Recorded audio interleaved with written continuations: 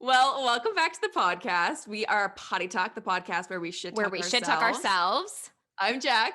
And I'm Tor, and this is Sasha And Mei, let's- and this is going to be the vibe. We keep talking over each other today, Jack. I know it's hard though with the echo, and whenever I watch these back, they're never in sync, but this is the cut. Go to the intro.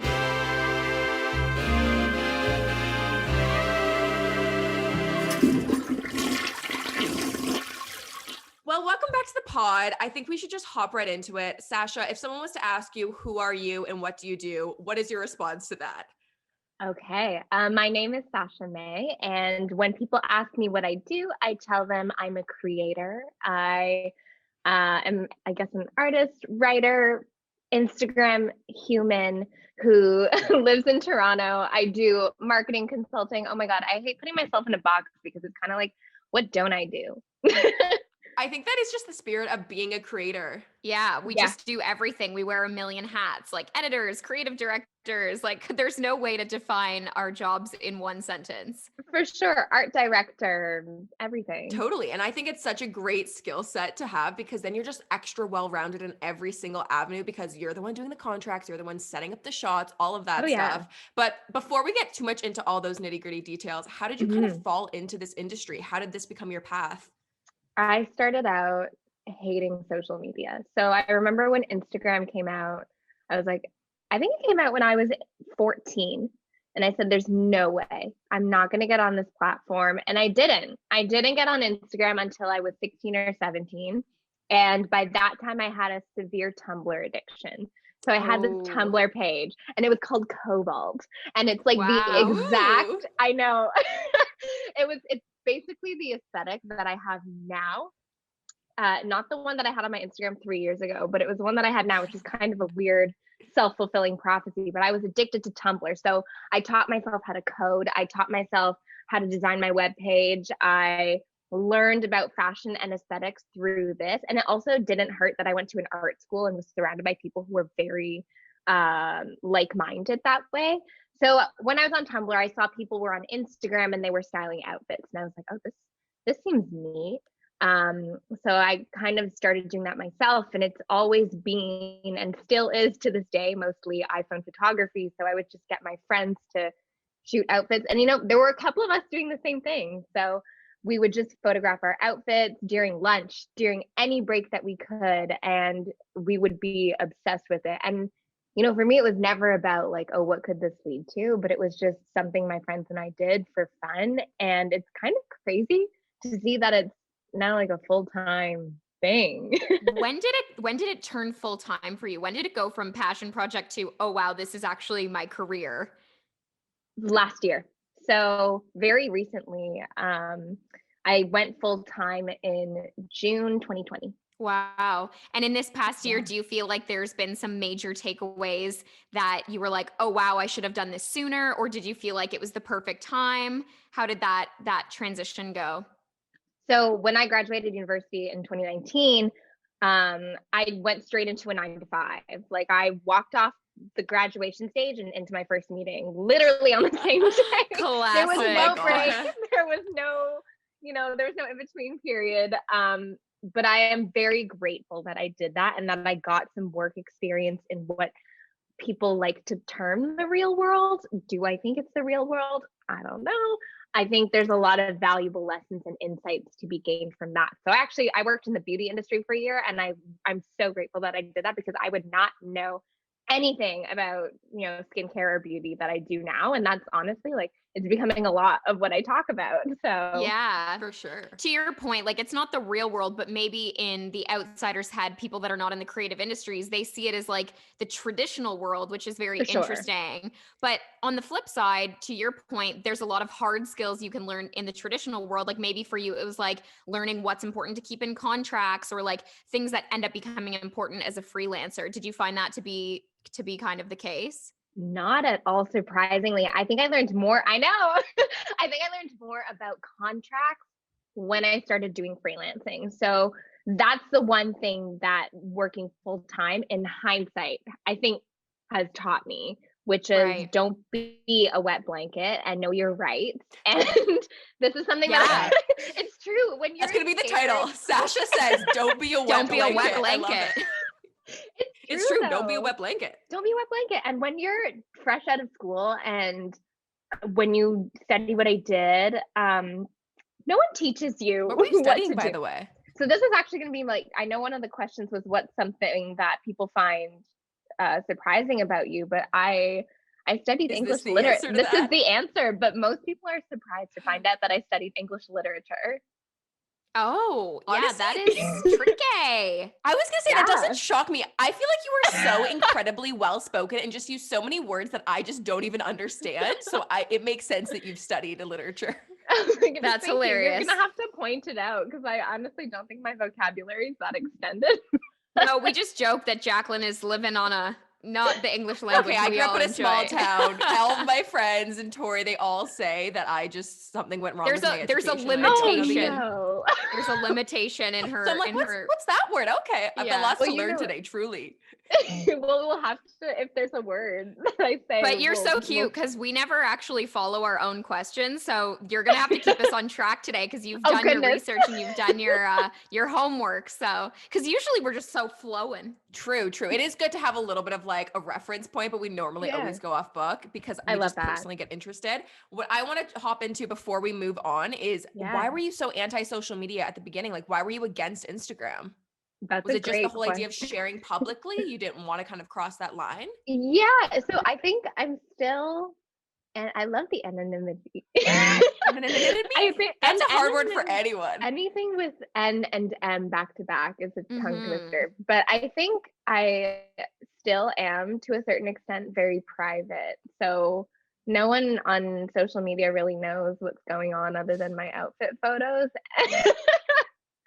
And there's a lot going on, but I think when I was younger, I really valued that. And I was scared that, what if this, I was also scared to a certain extent. And I think this is something maybe worth touching on later, but I was so scared what people would think of me.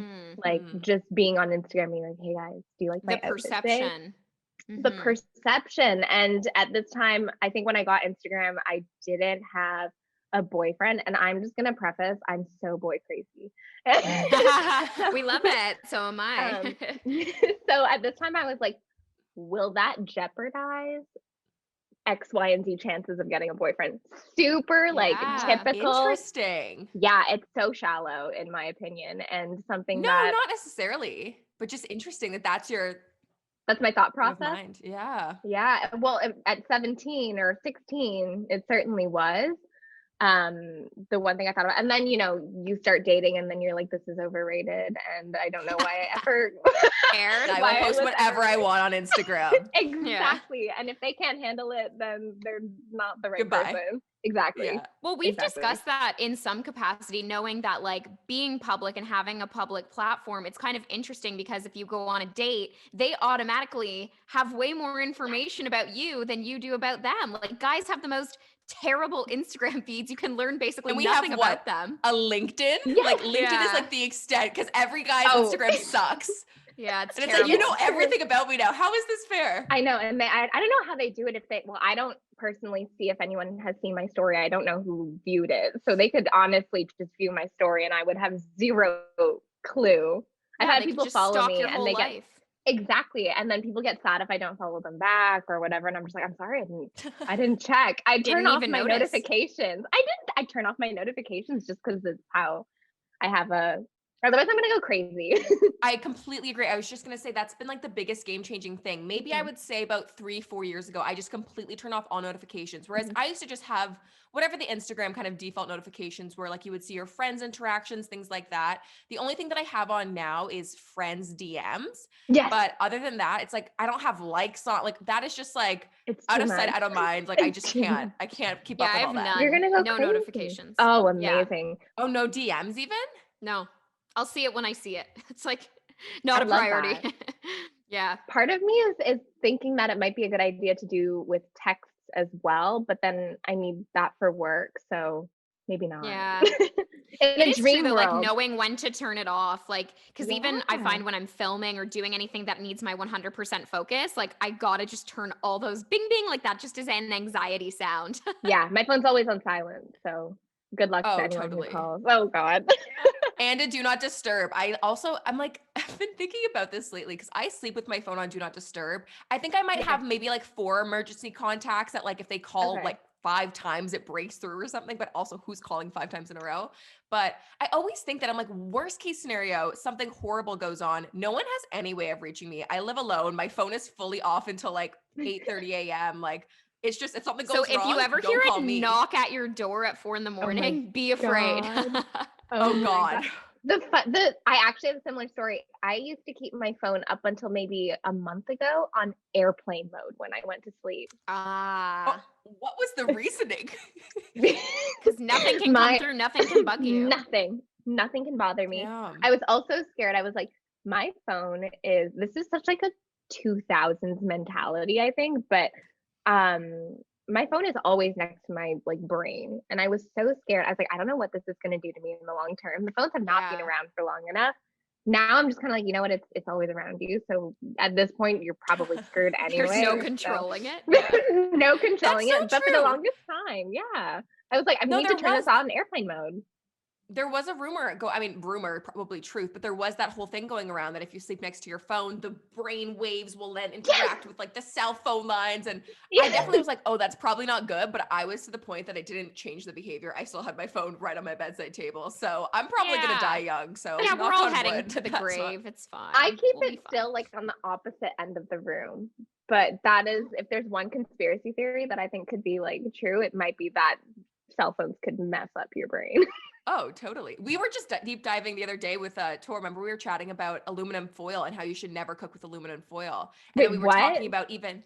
This Yeah, is something Tor I just told me learned about this year. Like this is like breaking news in my cooking habits. But I had gotten like a few different versions of feedback from multiple people saying that cooking with foil, like it seeps into your food and it's like major cancer causing. Like you really should not cook with aluminum foil. Just use what is it paper? called? Parchment instead. Yeah, because there's no issues. But aluminum I mean, in the I've heard- brain Which that's a apparently little is like terrifying. not the one. Yeah. So yeah. Well, it is scary how many things get like passed. And it's like, don't we have the FDA or people to look at these things and figure out if these are safe? And I think people just honestly don't care. It's like the same thing with nonstick pans. I learned that those aren't good for you either. And that it's been No. proven to link as like type 2 carcinogen or something. So I just recently got a cast iron skillet, which has changed my life. Highly recommend. My God. Yes. I am obsessed. Like seasoning it, like it's a whole like child. Like I have to care for it separately. I love it. Are you on the same boat? Oh, the one thing I asked for Christmas this year was a wok, but like a cast iron wok. Yeah. Are you a chef? Do you cook a lot? I think I cook a lot. I do cook a lot. I think cooking, I had a few eating problems when I was younger, just like was not eating right and didn't know how to fend for myself. This was mostly in university. And it led to some pretty unhealthy thoughts. So cooking has honestly saved me. If I don't cook, it's so therapeutic. It's my time to unwind. Yeah, that's so true.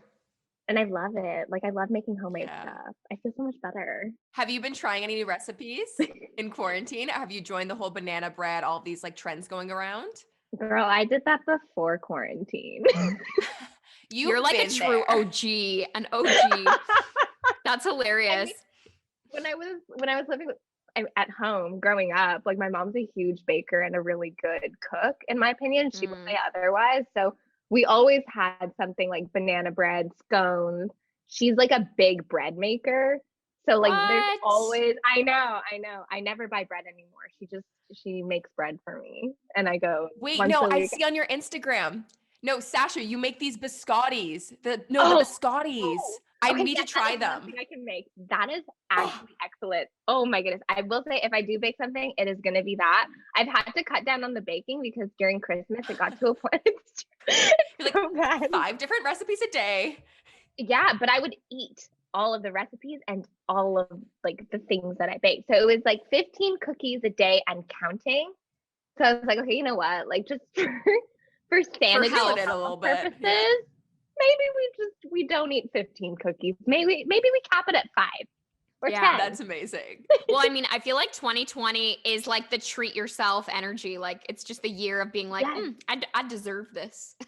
Oh, for sure. That But is now I very need to be like, true. okay, you deserve this, but you need to hold yourself accountable. True. So, But you run. I feel like you run all the time. You could like run so far and do like marathons. So it's all balance. no. I don't run that far. I think the most I've done is the most I I've feel done like is you're 15K. underplaying. You are such a good runner. I see it all the time on your Instagram. Where it's Yeah, just she like, just said Oh. 15K. She just said 15K. We're gonna Yeah. get to 21 this year, but I actually stopped because there's snow and ice everywhere. I know. Jack and I hate running in the winter. It's too much. It's too much. Well, I'm glad that you are living your full adulthood dreams and just chefing it up. And I feel like you Thank you. also moved out not too long ago. Can you talk about that and Yeah. what that experience has been like? Because your furniture and decor and just interior taste is like everything of my dreams yet again. So walk me through how that's been for you. Yeah, so I moved out. I think I've moved upwards of 5 times within the past since 2019. 5. Um, Wow. Times? Five, yeah. So I was living in Montreal when I was in university, and then I graduated, and then I moved back to Toronto, and then I got my full-time job and moved back to Montreal. Not even Oh a my month later. God. Yeah, and within Montreal, I lived in 2 different places within that year, and then I came back to Toronto and stayed with my parents, and then I finally. Oh God. I know Oh, it's man. crazy. So does it feel good to be settled? I'm settled down. Whoa. And yeah, I'm living alone and I absolutely love it. I was Ugh. worried at first because I was like, am I going to get lonely? We're all in isolation right now. But honestly, it's been so busy and I've been, decorating and everything. So I can't even think of a moment of downtime that I've had. That's so I love it. nice.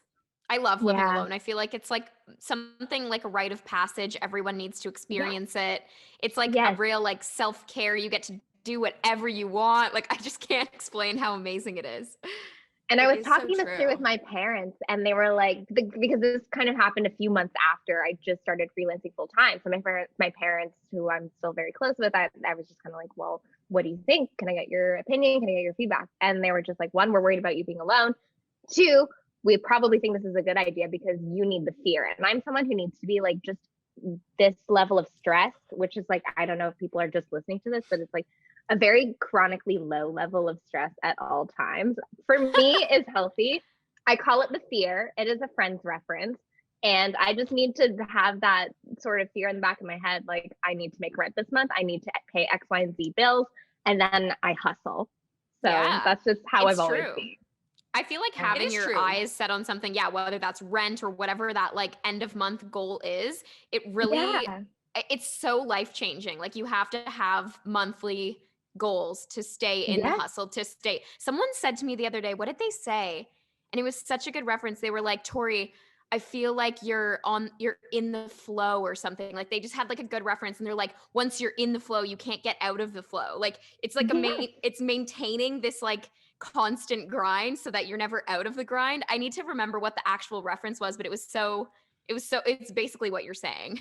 Right. And I just knew if I stayed at my parents' house, I would just be so comfortable. I would be getting banana bread, fresh baked bread.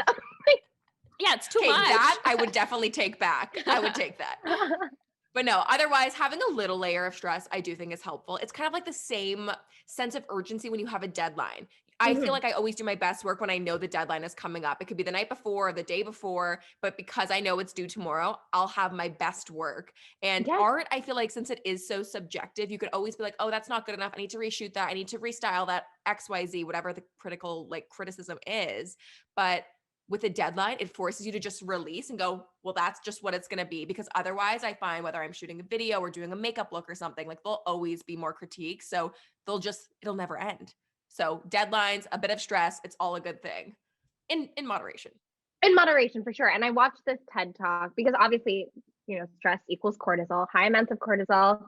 You don't want that. But I was watching this TED talk once and I forget the speaker's name, but she was saying it's kind of how you reframe stress. So how are you going to reframe the situation so that it can benefit you? And I find this is super helpful.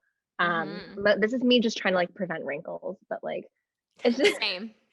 stress on the body, when you watch like research on that, I'm like, oh wow, I need to live a Yes. stress-free life. It's shocking, the Or, physical but things it's it can cause. impossible to live a stress-free life. So it's kind of like, how are you going to interpret that stress? You could interpret it as, oh my God, the world is going against me. There's nothing I can do.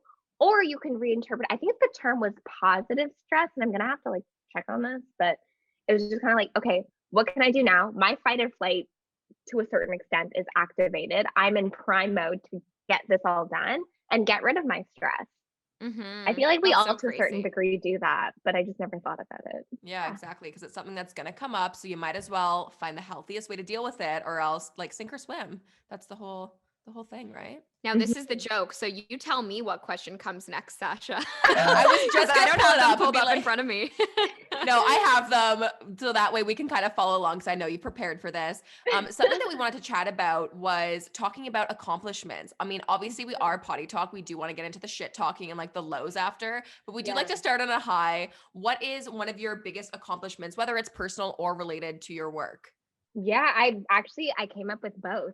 So Oh, love my it. What a good student you are. I know. I can tell that she was like going right by the book. I'm like, we're gonna have to follow these questions to a T. Oh no, I love tangents.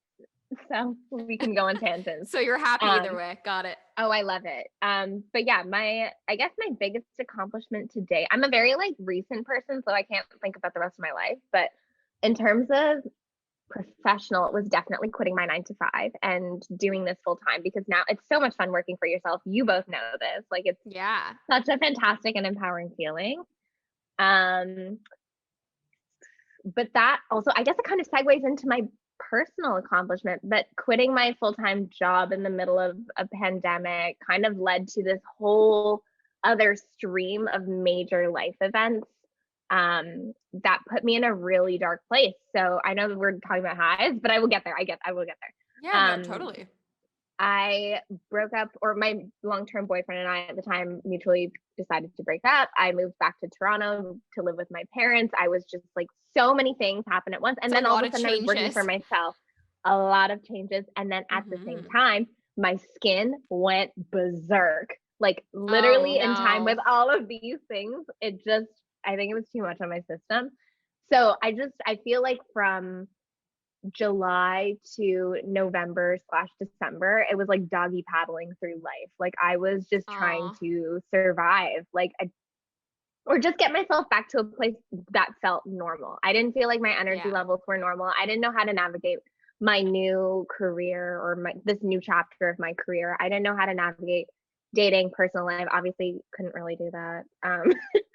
And there's just this huge level of confidence. So I think my biggest personal accomplishment was getting back to a place where I am today. Like today, I am my happiest that I've ever been. And I talked about this with my parents and with my friends. I was like, have you ever just been so happy that you're like overwhelmed? And I've just felt so grateful. A lot of it was I invested in therapy for myself, and I paid for that. Like that was all, I don't know. I feel very proud that I did that. But honestly, I feel the best, and I feel a little bit bad saying this because I know it's a really hard time for a lot of people, and I get that there are still a lot of hardships that are going on, but mentally I feel the healthiest that I have ever been. I love hearing that. That's so good. And you know, you've been so public online, and I loved following your journey all summer about like talking about your skin and how much you know work you have, like inner work you have to do, but then also just like letting it go through its process. Like you can't fight it. Like there's nothing you can control. What has that been like, sharing that experience online? Like, has it been really positive? I know you were getting people sending you like what you need to do. And it's like, okay, let me just go through the process on my own. What has it been like? Yeah. And also I just want to add in, I completely relate. I went through a huge acne struggle as well, but I was nowhere near as vulnerable as you and able to share as much as you did. And I so admire it. So would love to hear what that experience has been like. Honestly, it was my coping mechanism. So sharing acne online with my community, I think I'm just I know I'm very private, but I'm also pretty no shame. So I'm like, okay, what's the worst that can happen? Someone can say you look ugly, but like deep down, if you're confident enough, you're hot shit. So like, whatever. That's one person's opinion. So I put it out there as sort of like I think acne, I don't know how to say this, but acne can feel very isolating. And I'm sure like if you've ever had skin struggles, you just feel like you're the only one.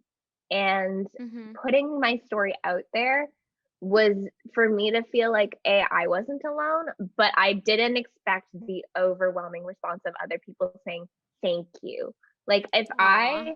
I don't get anything from it. I don't get um it doesn't benefit my personal life in any way. It doesn't cure my acne to put Yeah, that story out there. But if I can help someone else feel not alone, to me, that's influence. And that of I think I course. would like to be a role model for someone in that way. Oh, that's so true. And so nice because I also feel like growing up, we didn't necessarily have that. Like, we were in the proactive stream of life where Yes. every celebrity had perfect skin and Hmm. like it was never discussed openly. So, whenever a pimple arises in middle school or high school, I was like, oh my God, I actually can't go to school today. I I simply was have to stay home. Yes. I was literally, I think I learned very recently. I mean, like this year, I'm a little embarrassed that basically all celebrity photos are photoshopped. And I was like, still to this I day, know. like in 2021, I'm sure like even I have sometimes, being like, okay, there's one pimple, like I kind of want to get rid of Gotta that. go. But Yeah. No, like from totally. celebrities, I was Yeah, true, so true. Nothing is shocked. real. Never believe that. I Oh, just yeah. don't believe what I see in print or on like any like Kardashian's Instagram page. I'm like, you know what? They do not look airbrushed in real life. People do not look like that. And I respect the Kardashians for the business empire that they are. But does J-Lo look like J-Lo? Because I always wonder. I mean, I'm who like, knows, is her right? skin perfect? Because it always looks perfect, but that's true. Who knows? Photoshop is the one. Well, something interesting. I don't know if you guys have noticed it recently. And I say all of this to say that whether people use heavy filters or not, like you do you, I get it is an insecurity or a For comfortability sure. thing. For sure. But I do think it is super, I don't even want to say admirable because I don't want to say that the other group isn't admirable, but I do really respect when people kind of share things truly with no filters, especially if it is something more vulnerable, whether it is your skin journey, something like that. But something interesting that I have seen lately is a lot of the Kardashians, even when they're posting videos, they have these like body filters on, which I literally just learned was a thing on video. So you can see if you have like these Instagram stories, you can see like when there's face detection on, you can kind of see it jitter. There's Hmm. the same Hmm. thing for the body. And I saw this What? app on TikTok. You can literally like choose waist goes in here, like all these crazy things on What? video. And it just like tracks like your face. And Kim uses them all the time. And it's just, I don't know, it's so interesting to see. It's like, is this going to be our world forever? It's You also can't believe weird because anything. what I don't appreciate about that is that I actually do think deep down she's pretty confident in her body. So it's almost annoying that she has to continue to like filter to make it even look more perfect. Cause it's like, we all know you work hard to look like that. You are open about working out, going to the gym. So it's like, why are you making the standard truly impossible? It is an impossible beauty standard that none of us can live I up don't to. know. I don't Yeah, know. I don't think it's good long term for people's mental health. But I No. No. also, at the same sense, don't want to shame people for using them. But it is a weird thing that I find hard to digest. I I think the agree. best Instagram filter I've ever seen, my friend just launched it. It's literally no filter. And she has the Oh. heart. It's a filter that is no filter. I think to get it approved by Instagram, she had to adjust the brightness by like the most minute So it level. like does Aw. It nothing. does Wait, that's nothing. amazing. I love it. It's That is brilliant. so good. That's a great Wow. concept. Okay, Hmm. we'll be using that. Yeah. Okay, before we leave the skin concept, I just need to ask on a personal level because Yeah. I always am dealing with my skin. Is it a routine that changed it? Was it a lifestyle? Was it a mentality? How do you feel like you kind of became at peace or helped deal with the acne that you were struggling with? Yeah. So it was one figuring out what type of acne I had, which was congestion. So I don't think it was not cystic acne, despite what everyone was, telling me by my photos or my stories. It was a series of bumps under the layers of my skin that would not be like I could not extract them myself. Right. But what I did was I picked at them and I spread the bacteria, and Mm. that's what caused all of my breakouts. So once I got to that, I was able to see a few, go to a few clinics, and this was during a period where we weren't in, total lockdown, but I think some medical services were still open.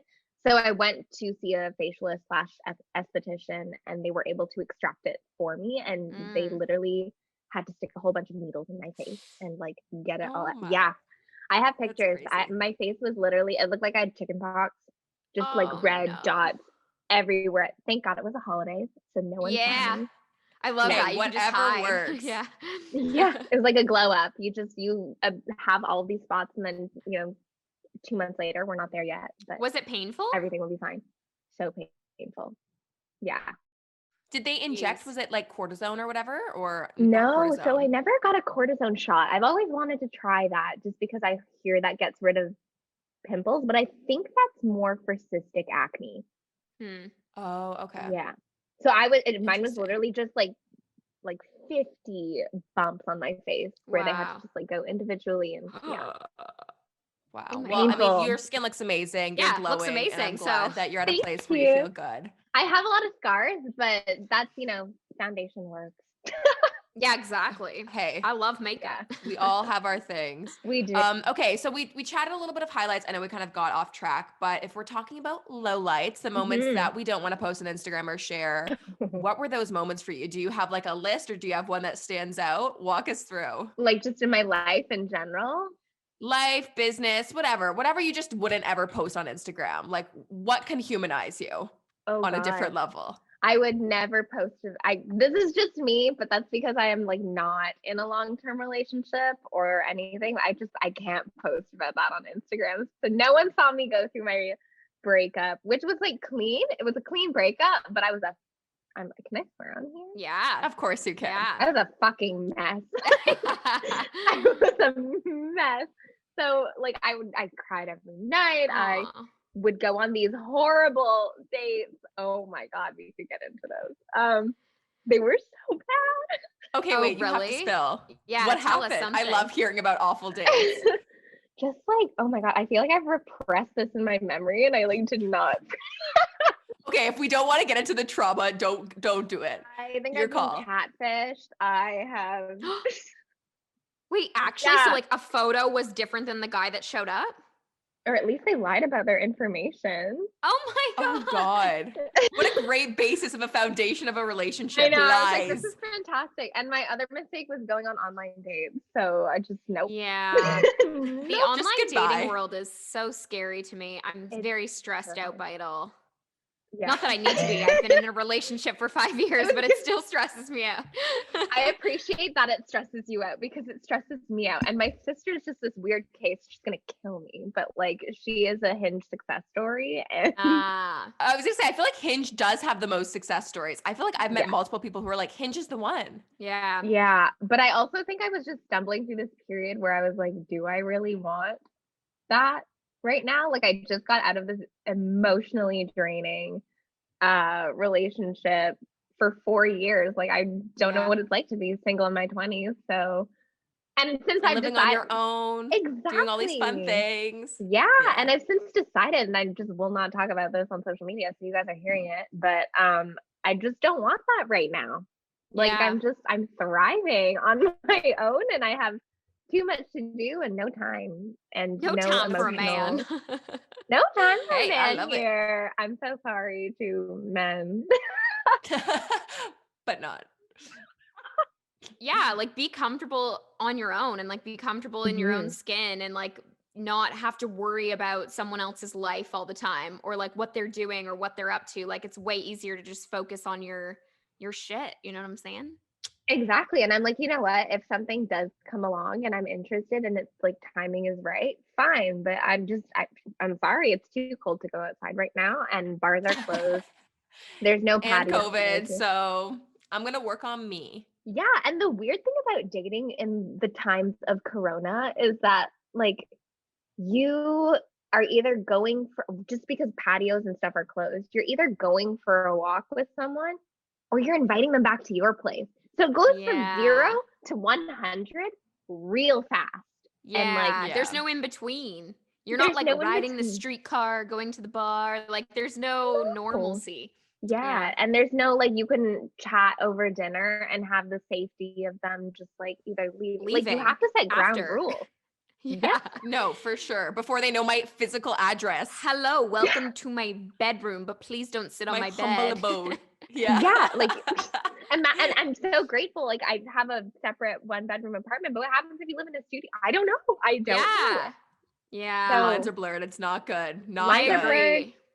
Boundaries are everything. So that's just like a big low for me right now. And just personally, something that I've decided I'm just not, it's not worth undertaking for me. I respect it. So we It's get not a fun. therapist instead. We work on ourselves and bake some Yeah. biscotti. Exactly. I love it.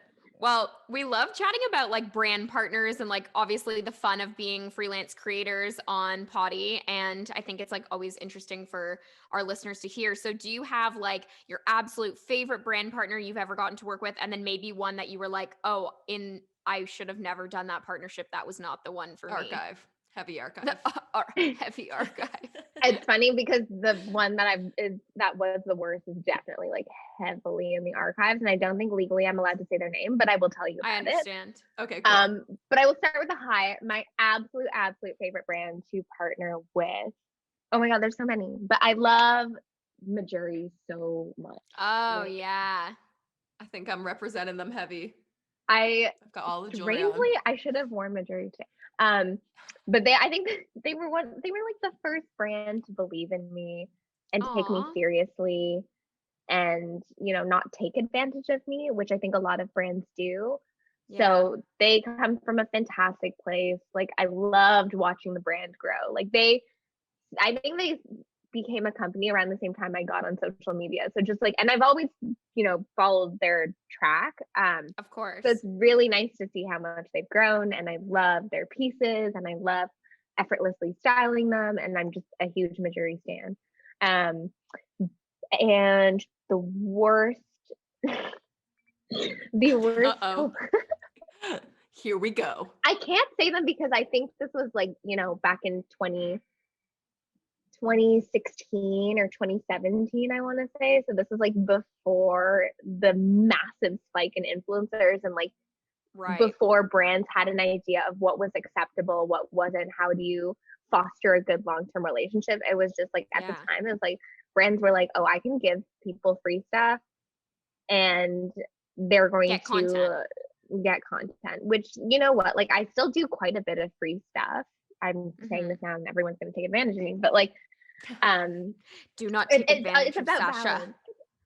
Yeah. It's about balance, I think, and fostering a relationship. But this brand, I do not work with them anymore. But at the time, they would send me emails and say, hey, can we send you 10 outfits? We need 5 to 10 photos for each outfit. Oh. And can you get it done in 3 days? And this will be used on the website. And unpaid? Like this was just unpaid. Like just unpaid. Clothing. Clothing. It wasn't even like designer anything. It was like very fast fashion. Yeah. Whoa. It's also like the audacity. But it must be working. That's why they feel like they can do it. Like it is sad because people that don't know their worth, and it's rough, man. Especially at the beginning when I was so excited for a brand to even reply to an email. Like I get it. Mm-hmm. Yeah, that's kind of what it was like. Like I think they just sent me a DM and they were like, "Can you do this?" And then it moved to email, and just the fact that I could get this done. I was a student at the time. I have not I'm still busy to this day, but I was a busy student. Like I was running, or I was in different clubs. I eventually was managing different clubs and had this crazy extracurricular lifestyle. I would wake up at 5:30 in the morning because I needed to hit the gym at 6:30. Like from there, go straight to my 8. Like I don't know how I found the time to take 50 plus outfit photos. That's a lot. That's insane. Crazy. Like wait, so did you do it? Oh, I did it. Amazing. Love the hustle. I know. And then they it just does go to show like you do at the beginning of any career, because I think what people don't always see is how long it actually takes to get to the end point. I was chatting with my boyfriend about this the other day because we were just chatting about how things are going this year and we're so happy with the flow of everything. And then it came up on my memories, a photo of, it was like 5 years ago, February this time, and him and I were in Miami and we were working with a hotel. And I said to Adam, I was like, yo, I've been doing this shit for too long. Like, I forget how long it's taken to like get to a place where I'm so stoked about everything. But this is not like one day it all just fits. It's like this is years of people figuring out what works, what doesn't work, like the yeses, the nos. Like, it's just, I hate that everyone thinks that social media is like some effortless job and we have it all figured out. Like, we're definitely all working hard, you know? Yeah. And I think I just need to throw this in as well. I think, at the time I was like, this is such an honor to be working for this brand because they're massive. And yeah, when you're starting out, you're like, you gotta pull your weight and you gotta do your You time. do. And it's not going to be you get paid from the onset. There are a lot of Yeah. things that you need to put up with and a lot of grinding that you need to do, and you need to be in a certain position that can be able to afford that for sure. I think in hindsight, learning from that collaboration, because I don't think I've had a lot of unfortunate experiences, but I think in hindsight, the one thing I could do is ask for an extension in deadlines. Because Yeah. That's you know nice. what, if you are just starting out and you have like several hundred followers, like, you know what, yeah, you're gonna have to put in a lot of work, and you're gonna Yeah. have to do something that maybe now you're gonna say, wow, I did like a lot of work for free and it was a lot of unpaid labor, blah blah blah. But you can't just be in it for the money, I think. So if No. if And also, anything, everyone you have to do unpaid work. Like the amount of unpaid internships I've done, like just oh my so, and god, it's the time exchange. It's like the dues to me is not about the payment. The dues are actually your investment in the industry. Like, what is the time you've put in that you weren't getting paid to be there, that you were trying to become better or to better your skills or to create more hard skills or soft skills or whatever it is. And that's mhm, most of the time going to be unpaid work. I think yeah, it is a fine balance too, because I think we're obviously advocates like, know your worth, like, don't let people walk all over you. But then it's also on the flip side, don't be fooled that we haven't done so many free things. It's all at the end of the day, business is business, and you scratch their back, they scratch yours. It's a give and take. And it's also like a mutual respect thing. It's like, hey, understanding you may not have budget for this type of content right now, but I love this thing. I'd love to do a post, but mhm, in the hopes of future, when there is an opportunity, that's when they're going to come back to me. So it is there's like the fine line of not being that entitled stereotypical like influencer who's like, I'm not doing anything for a million, like there's a fine line. So it's Yeah. learning, and what I feel like through the years, it's finding your groove of what those look like and where you're comfortable giving and taking. I think I completely agree. It's not like, yeah, it's not just you're gonna boom and make so much money and get all the free things and get paid tons and tons of money all the time. There is, I call it investing in yourself. So if you're doing this unpaid thing down the line, you're investing in your relationships and you're investing in potentially this fantastic partnership that can bloom down the line. So I don't want people to Absolutely. take this the wrong way. I also think on the topic of internships, I think it's also really important that um, I think now things are changing. People are getting paid for their internships, which is good because, like, luckily I didn't have to worry too much about loans or anything, but I know a lot of people do. So I'm hoping that if people are getting paid for their internships, they can definitely cover some of that. Yeah, I think it has shifted a little bit for sure, but when I was starting out, unpaid was definitely the Oh, way. it's the norm. It was the Yeah. norm. Yeah, it was a lot. But, Yeah. Oh, for again, sure. valuable experience. The other day, Jack and I were laughing because there's still things that exist in my media kit that I had pulled from like original internships, like things I learned in the industry. So I'm like, you know what? It's all worth it in the end. It's all worth Oh it in my the end. gosh. It's you got to think big picture. It was Absolutely. so funny. I was recently like cleaning out my desktop and I was going through like old resumes, and I had this specific one. When I started out, I was literally like 17. I had just finished makeup school, and I didn't tell anyone my age because I was like definitely way younger than I should have been. Um, and I was counting all my hours because you have to hit a certain hour mark to basically get into the union. And oh my God, I was counting up all the hours of unpaid, the most random projects that I was a part of.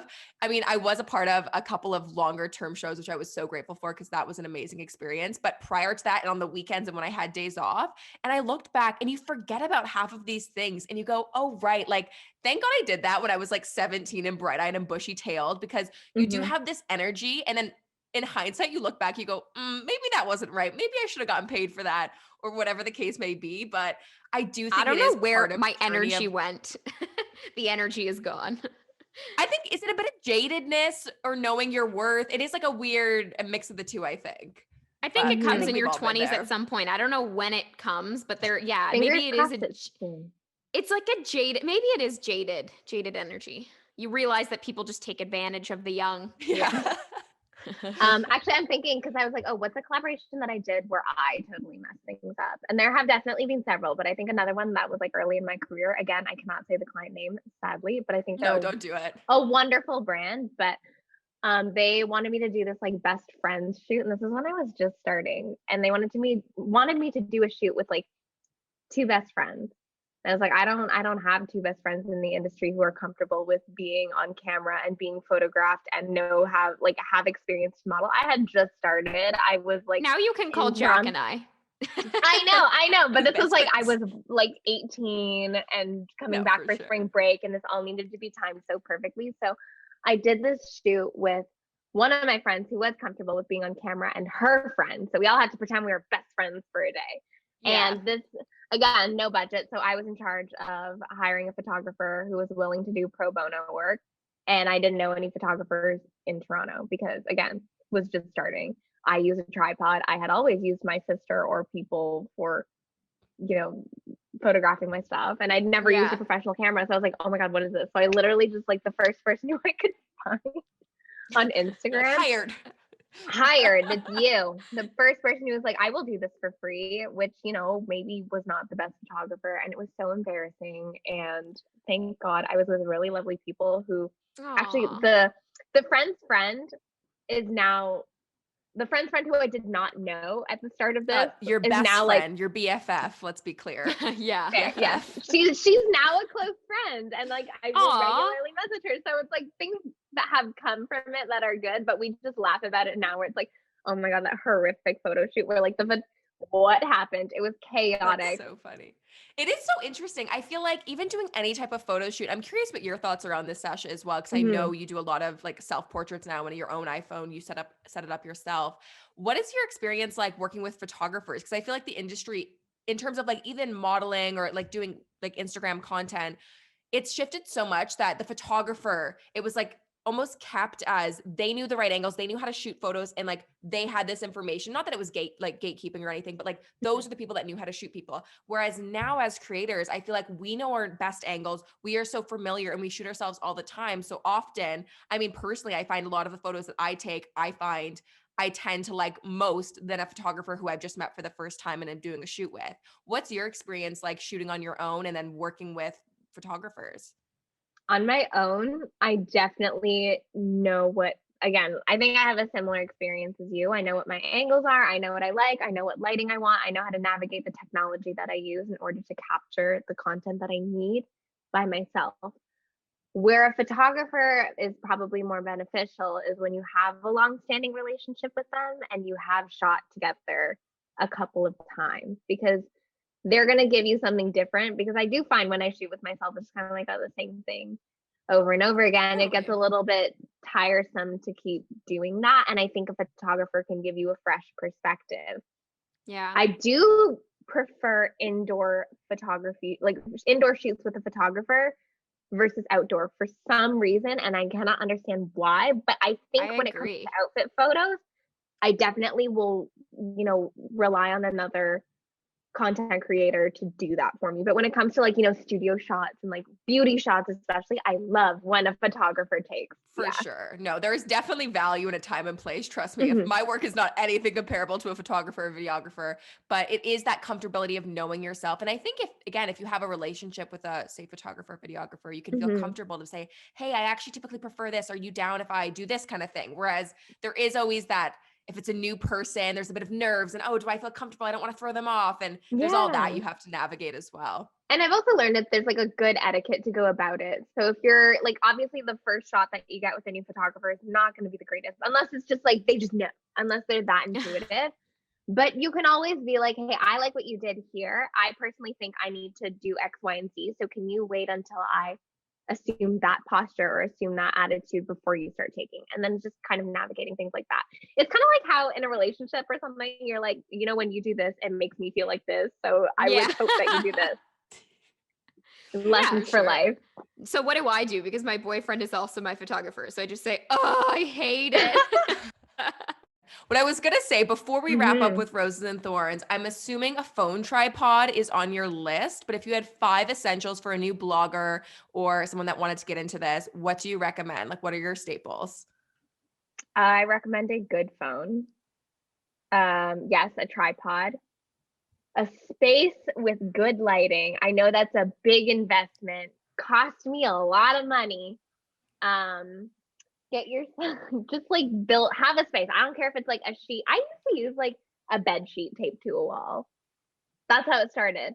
Oh, I've done I that. would also say at least like one good piece of furniture, just in case you need a prop. And this is not a thing, but your network is everything.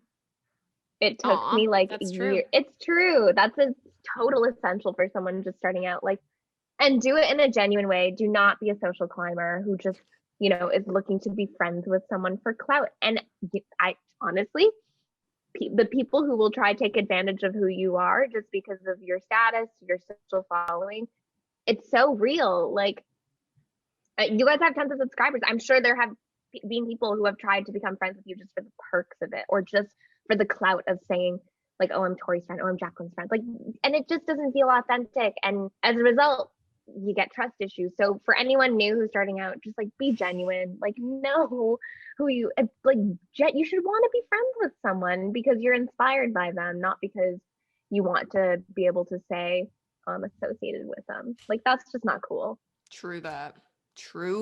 I love that. That's super helpful. I think that's really true advice. Yeah. I agree. I think it's time to hop into our roses and thorns, which Sasha, I can't remember if we played this on the Chatters Getaway or not, but to reintroduce you. Oh, did we? Yeah, we did. Oh, around the fire pit or something at night. Yeah. Oh my God. Okay. Well, for a recap, any new listeners, we do roses and thorns, which is a high-low game. We like to kind of do a bit of gratitude to reflect on the past kind of 24 hours. We start off with a thorn, which is one negative thing. And then we do 2 roses, which is 2 highlights. And then 1 rosebud, which is one thing you're looking forward to. So we don't need to throw it all on you and make you go first. If you would like to, you're more than welcome. But Tora, I can start, whoever wants to go. You guys go first. Okay. I will take it away. Okay. So the thorn of today is that, oh my gosh, so last night, so the night before, this is a long thorn, but basically 2 nights ago, I had a terrible sleep. I don't know what was going on. I had to literally meditate at 4 a.m, do like one of those deep meditation I just couldn't fall back asleep. So I YouTubed can't fall asleep meditation. Anyways, so I did that, finally fell asleep. So then last night I had this like major plan to just have the most glorious sleep of my life. I was in bed at 9 p.m. and I achieved it. It was amazing. And what I did was I wore one of those sleep masks, but it was like a really tight one. Oh. And so it made my whole room super dark. But then get this, I woke up upside down on my bed. I don't know if I woke up in the night, but because it was black in I couldn't see anything and I couldn't feel the pillows. So I guess I just like rolled, but I rolled completely like clockwise into my bed. So when I woke up and I like arose at like 9:30 in the morning. Mask still on. Yes. Mask what I'm still saying. on. Okay. Mask still on. Wow. And it was pitch black. And I woke up at 9:30 and I couldn't even see, like my eyes were opening so slowly because I was like, where am I? And I was upside down on my bed. It was such a weird experience. Anyways, it wasn't really a thorn, but just like, whoa, like shocking way to wake up. Yeah. Yeah. And then 2 roses. So rose number 1, got to be the amazing sleep from last night. Had great dreams. Loved it. Rose number 2, I don't know why, but I'm feeling a little tan in this lighting and you look I'm enjoying glowy. it. Okay. Thank you. So I'm appreciating that. And I could see it in the mirror. So I was just enjoying it. And then a rosebud, something I'm looking forward to. We're going skiing tomorrow. And I think I should be looking forward to this. The slopes have opened. I'm ready for just some wind in my hair. I got some fresh goggles. I'm ready. I'm excited. Yeah. That's such incredible energy. So fun. I will piggyback off of those sleeps and all of the resting we've been talking about. My rose, I'm going to start with the rose. I know this is backwards, but my rose is that I also had the best sleep of my life. I tried to actually update my sleep schedule in anticipation of going snowboarding because I'd been staying up really late. So I took 2 gummy melatonins and I just I fell asleep, and it was just like a good solid deep sleep. love so that's always good. I feel like I've reset my schedule a bit. And then a thorn would be okay. So food related. I did the Gigi Hadid spicy vodka pasta last night, but I also had this coconut yogurt in my fridge that I wanted to get rid of, and it called for heavy cream. So I was like, oh, I'll just use like a coconut yogurt and then try to like add more like seasoning to get rid of like the sweetness. And I have to say, it wasn't inedible, but just like it was not the right call, and it just kind of was like, oh, I shouldn't have done that. So I kind of ruined a whole portion of pasta. Oh no. So that was the thorn. Yeah, the recipe seems like it'd be great though. Shout out to Gigi Hadid's recipe.